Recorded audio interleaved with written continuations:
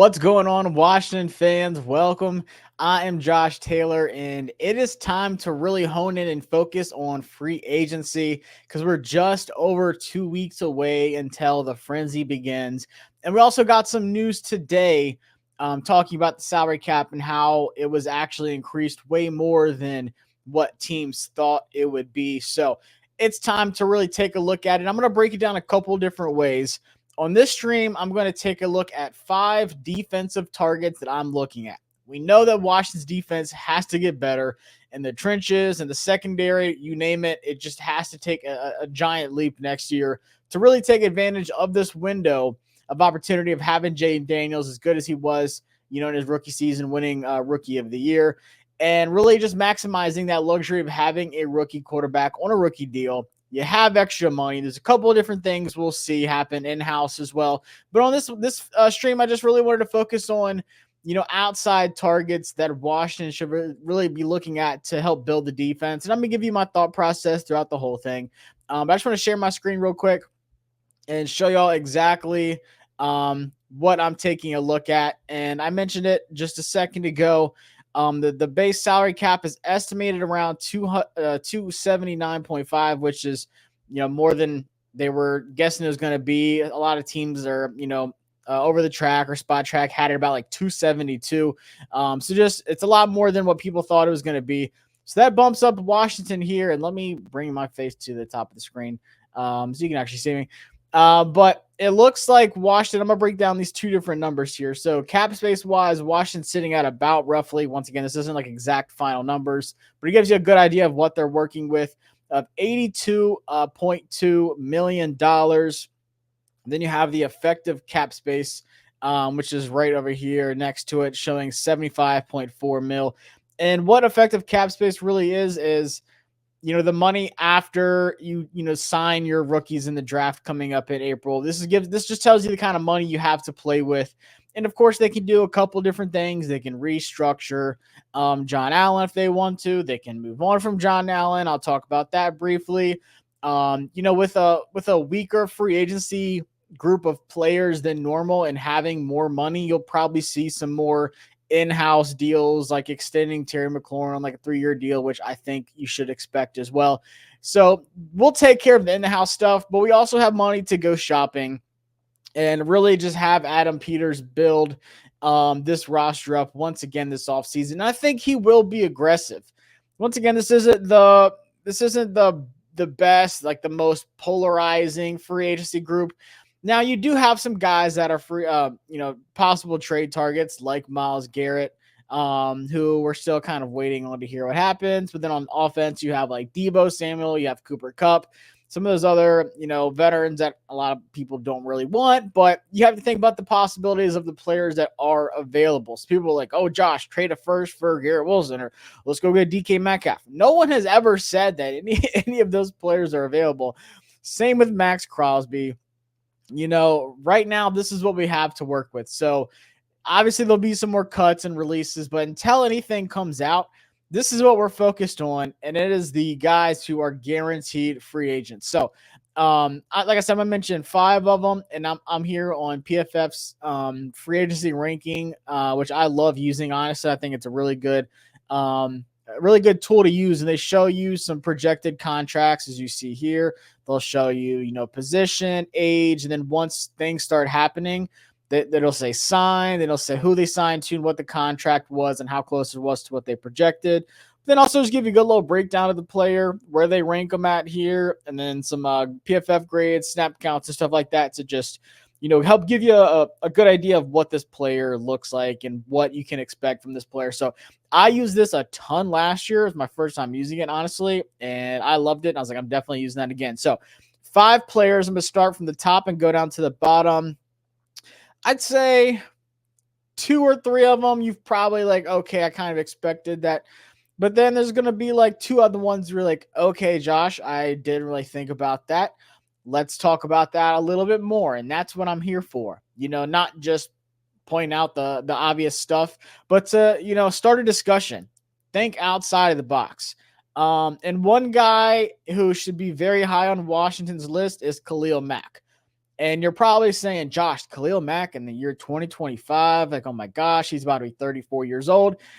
I don't care. Khalil Mack is one of those guys that's like Captain America in the movie when you see he's like, frozen for like hundreds of years, whatever, and he comes out. Like, Khalil Mack is the guy that doesn't age. Now, 2022, he was like kind of down a little bit, but the last 2 seasons, he's had some of his best on the field performance I've ever seen from Khalil Mack. It's just outstanding stuff.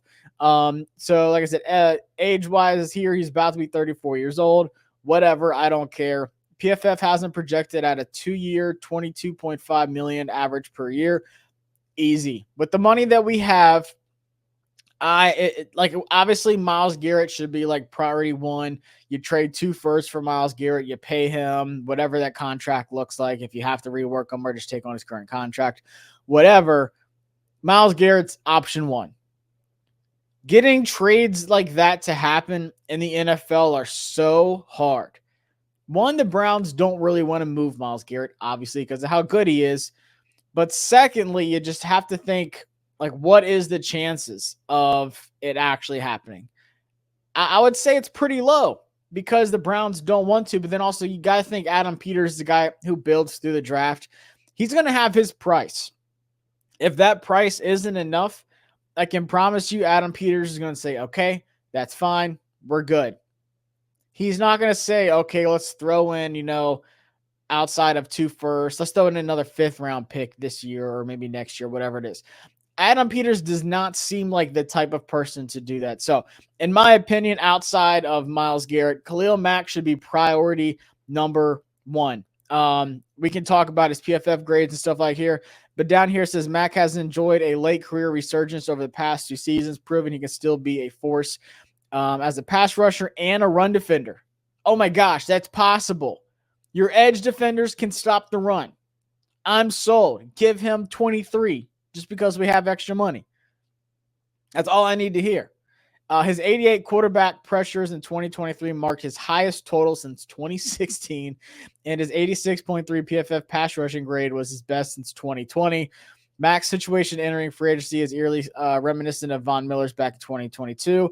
As his 6-year, $120 million guarantee with the Buffalo Bills was more like 3 years, $52.5 million in reality. So, in all honesty, like Khalil Mack said, he's not retiring. He's coming back, and rightfully so. He looks amazing.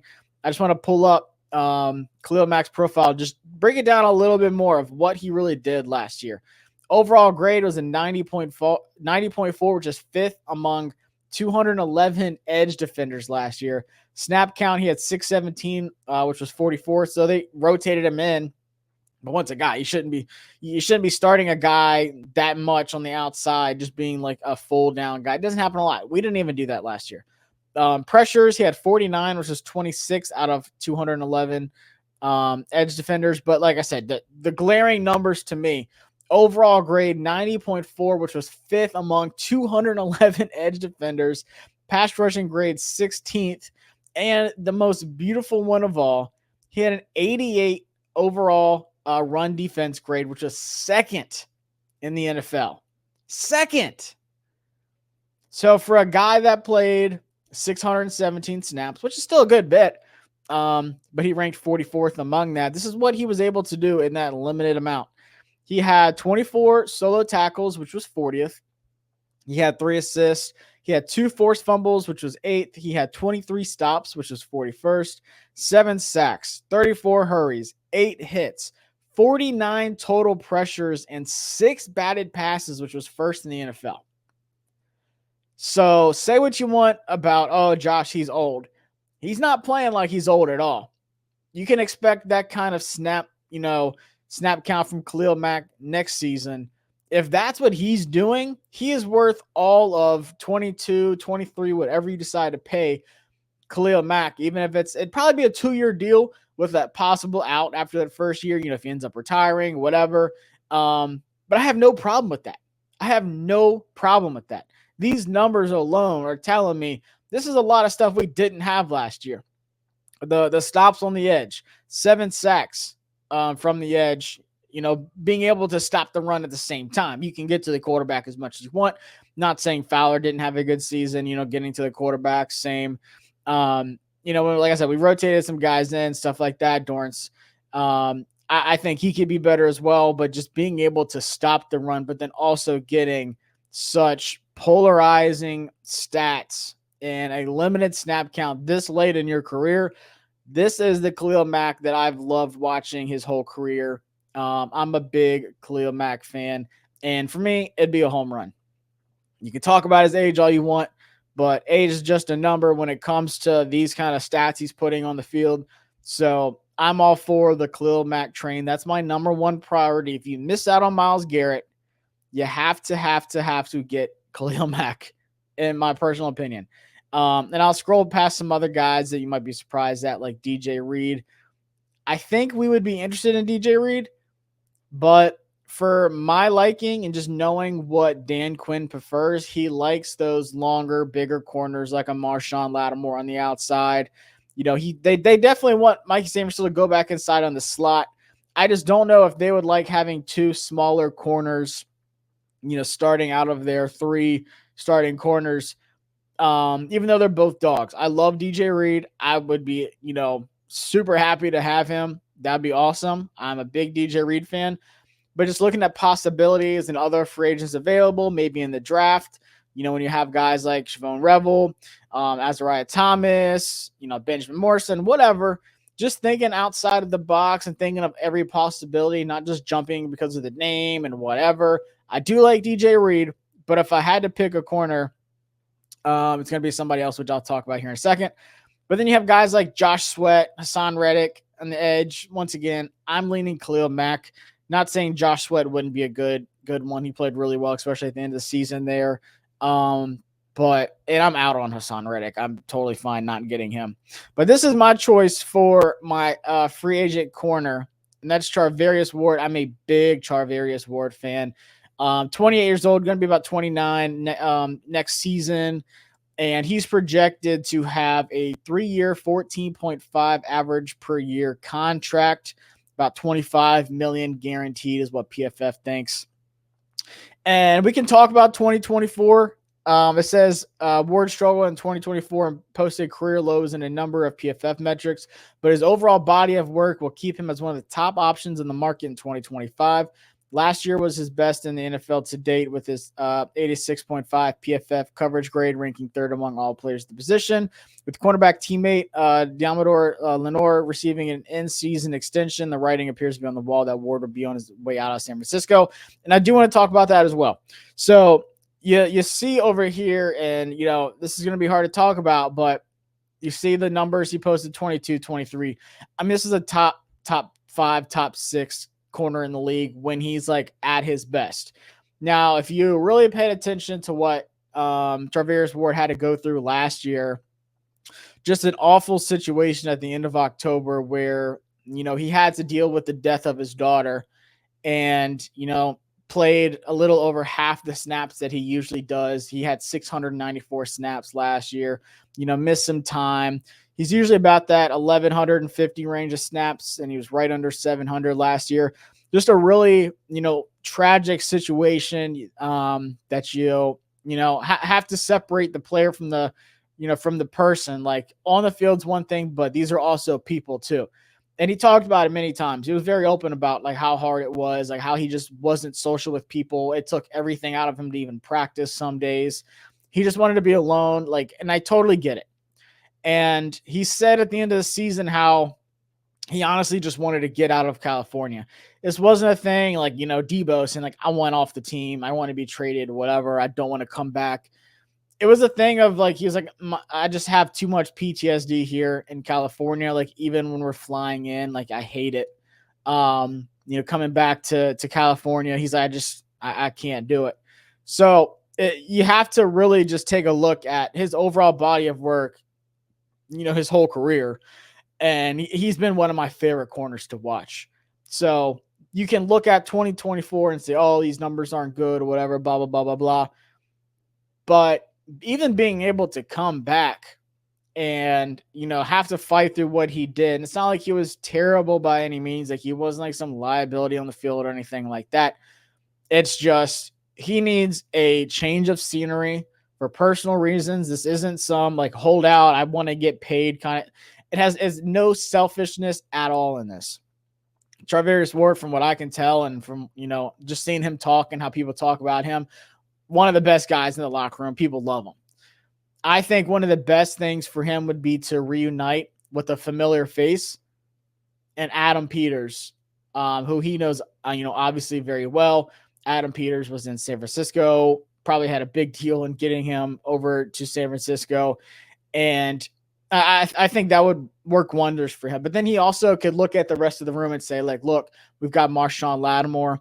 We've got Mikey Sanders, who was one of the top rookie corners last year. Him and Quinyon Mitchell and Cooper DeJean, in my opinion, top 3 rookie corners last year. All 3 were amazing. I think Mikey Sanders will show that he can play on the outside if he has to. But Kimes mentioned this and, popped up a couple times. They still want Sanders still to go back inside. Yes, he looked really good outside, but he can be even better full-time in the slot where he played at Michigan, and he can really take over. And I think we'll see him get even better, which is crazy. So you get, Marshawn Lattimore healthy this season, hopefully, with that hamstring.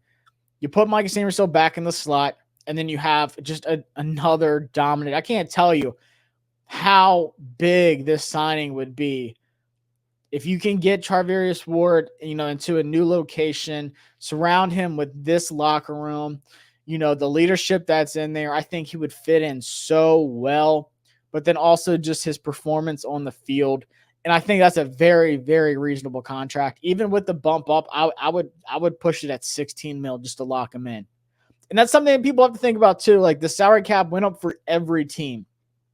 So now there's some teams in that bottom tier that were like, oh, we have a little bit of money to spend, but we can't really chase a Charvarius Ward. Now they can, because of just that even little bit of a bump in the salary cap. It really helps, teams, more teams, I'll say, stick their nose in for other deals and maybe get other players. But now that Washington's in a good position, this isn't the best free agency group. They can be aggressive for players that they really want. And I think, like I said, for a guy like Ward, you can bump that 14.5 to even like 15.5, 16, just to, lock it in. And I don't think you need to sell him on much based off of Adam Peters, based off of this team, the trajectory of this team already, the money we have, and then also just the defense. I think he would fit in so well. This would honestly be my favorite signing in free agency if it happened. I was extremely excited about Marshawn Lattimore, and I will say I would be more excited. I don't even want to say even. I think it would be more. I would be more excited getting Charvarius Ward in this secondary. So that's my first 2. I say go get Khalil Mack if you cannot get Myles Garrett. Like I said, those big trades are super hard to get done in the NFL. Browns don't want to come off of them. You never know what's going to happen. You got to have a backup plan. Charvarius Ward adding to the secondary. And like I say, Marshawn Lattimore's banged up next year again. And say you draft another corner, because we need depth too. Because St. Juste, just real quick, looking at the if I can get rid of that ad, just taking a look at the depth chart, corner-wise, Noah Igbenogany, he's your nickelback right now. He's a free agent. I would love to bring him back as, a depth guy. St. Juste is probably going to be gone. Should be. Michael Davis is going to be gone. So that leaves you 1, 2, 3 corners. And that's like your starters. That's not even if you, re-sign Noah Igbenogany, who I think they will. You got to have some depth as well. So say Marshawn's out, you're starting, then you're probably, you're definitely going to be starting Ward at one of these, and then you have to replace him with someone else. Maybe you can put Mikey Sanders still back out there, and Quan Martin could even play in the slot, and I'll talk about him as well here in a second. But it just gives you some more flexibility, but you're not like, there's not some big drop-off. You're not seeing Michael Davis out there. You're not seeing St. Juste out there. You're seeing Charvarius Ward and maybe Sanders still going back outside, need be, if, knock on wood, something happens or Marshawn Lattimore is just not healthy once again next season. So next up, this is one I've talked about. I kind of debated talking about this one. I kind of debated putting him in my top 5, but I just want people to think about this. This is one of my outside the box ones, and I dropped a video talking specifically more about Dre Greenlaw in a video on my YouTube channel, so check that out. And the reason I say sign Dre Greenlaw, obviously had that Achilles injury in the Super Bowl, which is crazy. Like, he was out. But he didn't play much last year. He only played 34 snaps last year. But in those 34 snaps, like, it was a few, but he looked pretty good. He looked like he was knocking some rust off. This is a guy who's 27, going to be 28 soon. Still, I think, has some juice left in him. And, PFF projects him at a 1 year, $6 million average per year, $5 million guaranteed. That's fine. Let's just talk about this real quick. And, I'll pull up the numbers. But down here, let me just read this real quick because it helps pretty much my case. Greenlaw worked his way back from an Achilles injury. He suffered in the Super Bowl last February, but was shut down after only 34 snaps in 2024. He will likely see a lot of interest in free agency. He excels in coverage. Love it. Having earned a PFF coverage grades of 82.6 and 79.5 over the past 2 seasons. Amazing. That is something we definitely struggled in. Bobby Wagner is really good at stopping the run. He's good at, getting to the quarterback, being that sure tackler. Luvu was good in coverage, dropped some big interceptions though, but really good at rushing the quarterback, once again, stopping the run, doing all that stuff. But where Dre Greenlaw can come in is on a 1-year deal. A guy who didn't play much last season.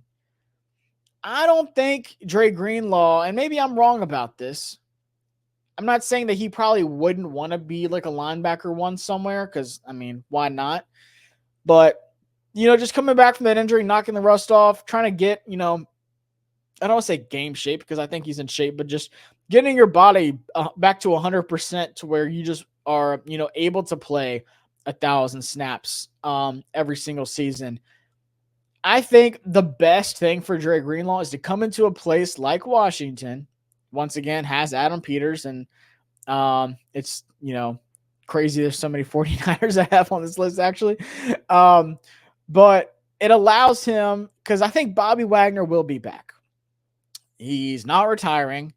He was at Josh Harris's, end of season press conference, so the writing's kind of on the wall. We haven't heard anything yet. We haven't signed anybody yet, kind of waiting on those things to happen. And now that the salary cap's been announced, I think you'll start to see some more signings and stuff like that happening, coming up. Free agencies on the 10th. Like I said, things are going to start rolling. The combine's coming up soon. You might see some trades happen. So we're on the downhill slope of, the action coming. We've been waiting for this build up. It's been building up, and I think we're at the peak where things are going to start happening sooner rather than later. But with Bobby Wagner, I hope he does come back, but at the same time, there's no way he should be a guy who's playing every single snap. And I'll talk about this with the defensive line as well. You want to be able to rotate guys in, and have fresh legs and be able to play at their best. I think a guy like, Dre Greenlaw on like obvious passing situations, third downs, maybe second and longs, stuff like that, or maybe you're just rotating him because he can stop the run too. It's not like he's just a one-trick pony. Dre Greenlaw can do it all. He can do it all. But I think it helps Bobby stay fresh to where he's playing at his best. And obviously, I think Luvu would be the guy that plays the most. He should. But then, like I said, you have Dre Greenlaw, and you can even rotate. If Luvu needs a break, Dre Greenlaw comes in. But you're having that depth at linebacker, and this is a 1-year contract. So it's not like some big risk reward kind of thing. Honestly, it's just reward. If he doesn't play a lot, okay, who cares? You gave him 6-7 mil, whatever, and 5-6 of it's guaranteed. Who cares? That's nothing. Best case scenario is he's like, guys, I'm back. I'm playing at my best. He starts playing, like I said, a lot. You're rotating those guys in. And I'm not saying, I've had people tell me this too, like, oh, Josh, we don't play 3 linebackers. I'm not saying that. Like, I wouldn't even play 3 linebackers. Not many people do. You got to be able to do everything with this 2 linebackers. And I think the one thing we saw from Bobby Wagner last year was like that speed. Like, sometimes he can't get out there and cover. Sometimes, Saquon did beat him to the edge and stuff like that. Dre Greenlaw, even post-injury, I want to see what this guy's got. because when he's at his best, this man was insane. Him and Fred Warner, one of the best linebacker duos in a very, very long time. For me, it's there. And then if things go really well and he does look good, he's only 28 years old. Bobby Wagner probably retires after next season. He's going to go to the Hall of Fame, whatever. And then Dre Greenlaw's like, guys, I want to stay here. I want to be starting linebacker next year. Then you have Frankie Louvu and Dre Greenlaw, a healthy Dre Greenlaw, as your starting linebackers. And then you can talk about contracts then. And the salary cap's going to go up again. You can talk about that, whatever that looks like. Probably get him on a 2-year, 3-year deal, whatever.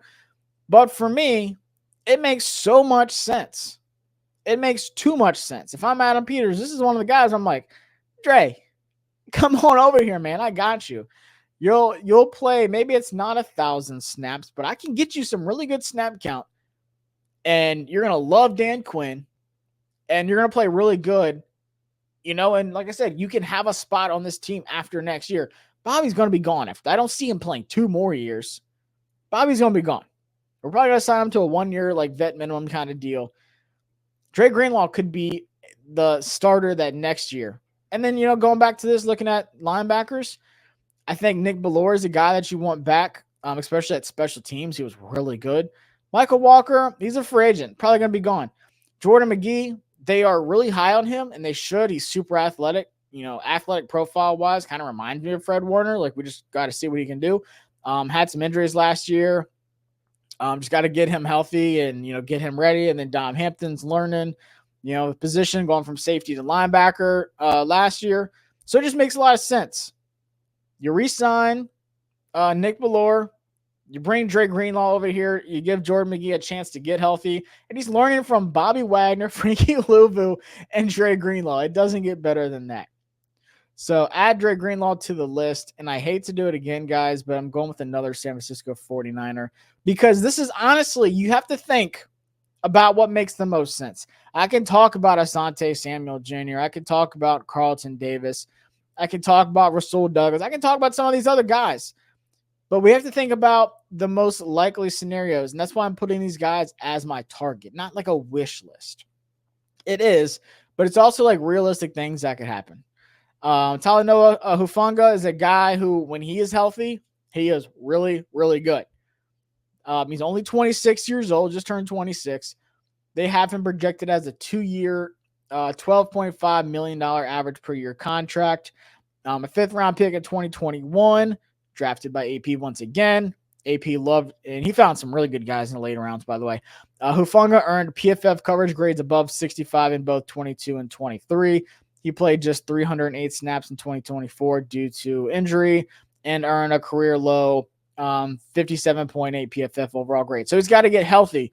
But when you think about upgrading the safety position, I'm really big. I like Quan Martin. I think he's an ascending guy. He's shown that he can make some big plays.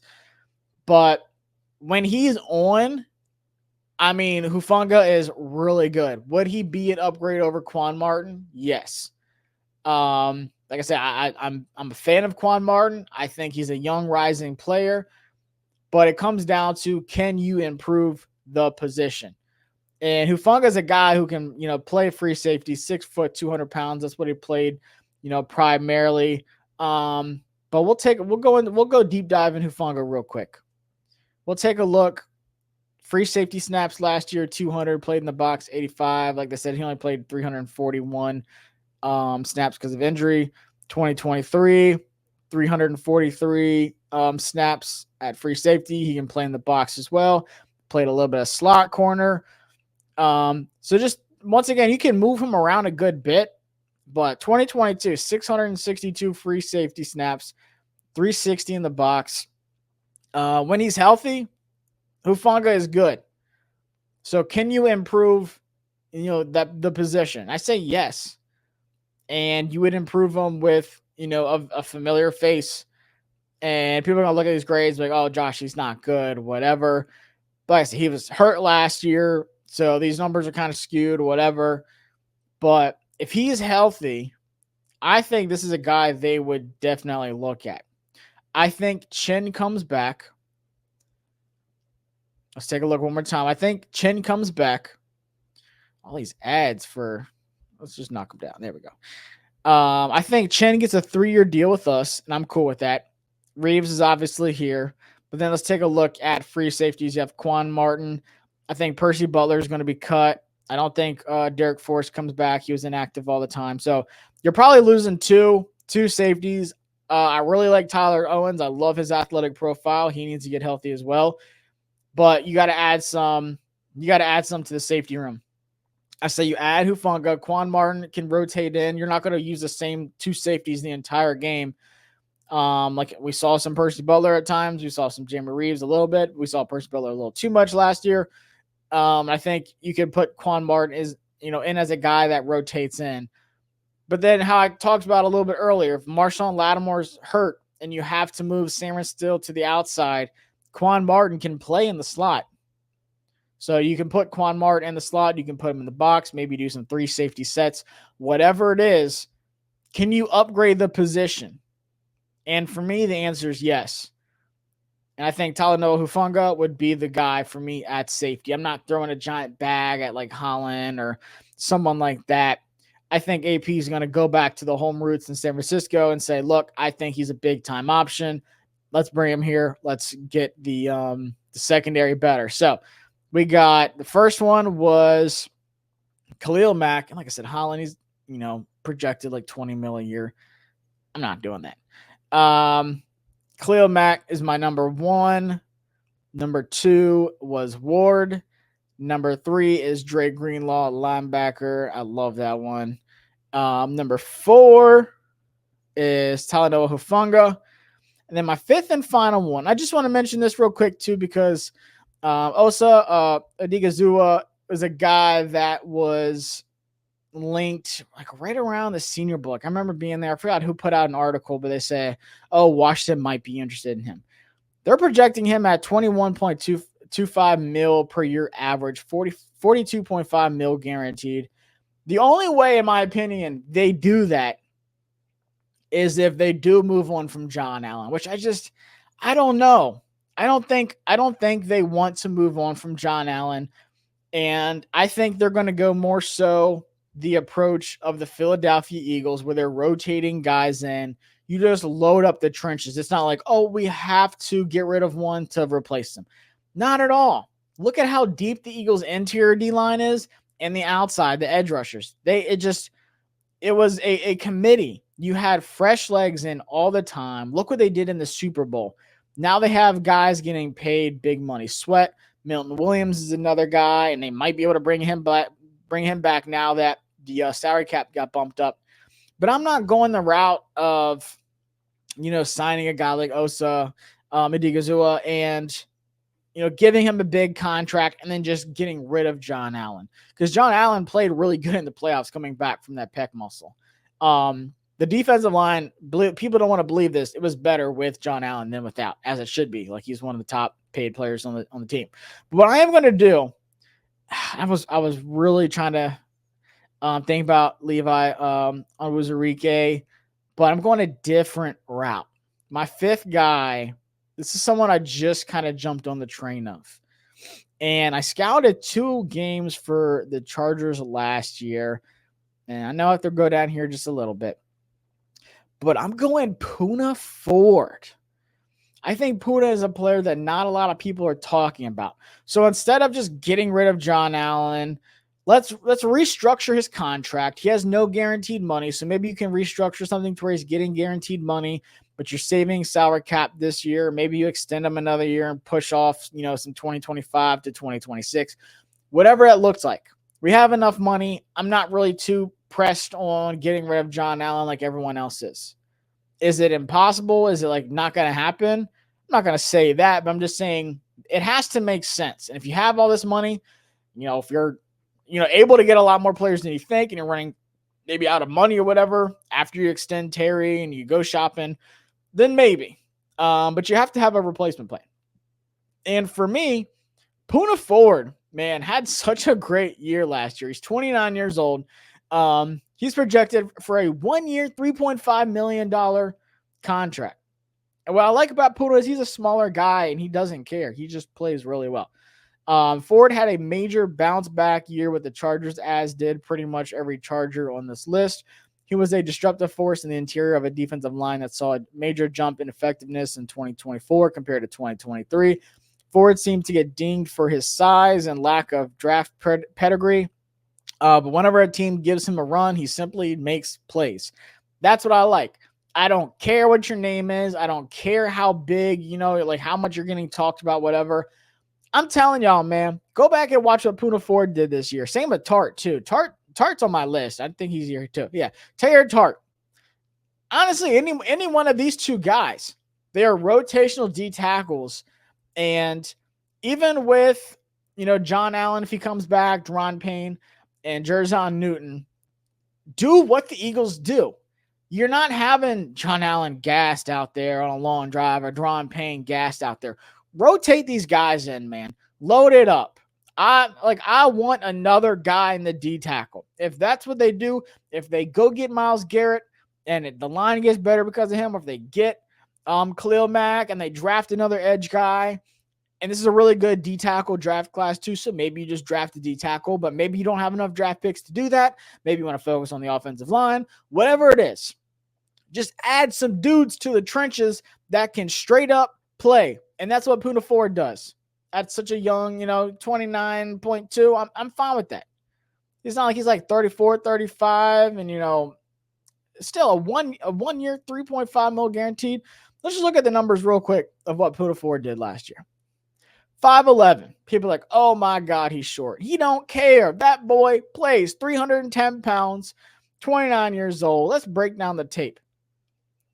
Well, I don't have the tape on him yet, but I will.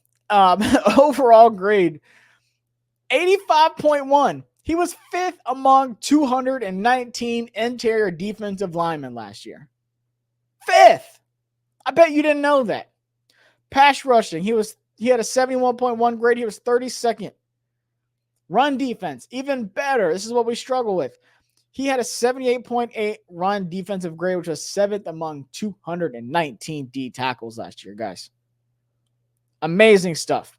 On 604 total snaps, which is 42nd in the league. This is what he did. 22 solo tackles, 15 assists, 21 stops, 3 sacks, 13 hurries, 7 hits, 23 total pressures, and 3 batted passes. I love it. And he can stop the run. So, in my opinion, this is a guy that I think DQ would really like. This is a dude, once again, just doesn't care about his size. Same thing people were saying about Sam Russell. Oh, he's tiny, blah, blah, blah, blah, blah. DJ Reed, super tiny, whatever. I don't care. I don't care if he's 5'11" playing D tackle. The dude can straight up play, and that is what I like out of my players. Guys that just go against the grain. These outlier guys that have no business putting in work. And I think if you're rotating him in, 652 snaps is a good bit. But if you're rotating him in with John Allen, who did have an injury, and I promise you, John Allen and Deron Payne would appreciate this. And we can expect a jump from, Jerzon Newton. But you have, say John Allen comes back, Deron Payne's back, Jerzon Newton's back, Sheldon Day's a free agent. Who knows what happened with him? Norrell Pollard, whatever. Say you add my boy Poona Ford to that list there, and you're rotating in John Allen, Deron Payne, Ford, and Newton. That is an upgrade. And I think once we get reliable play from the outside,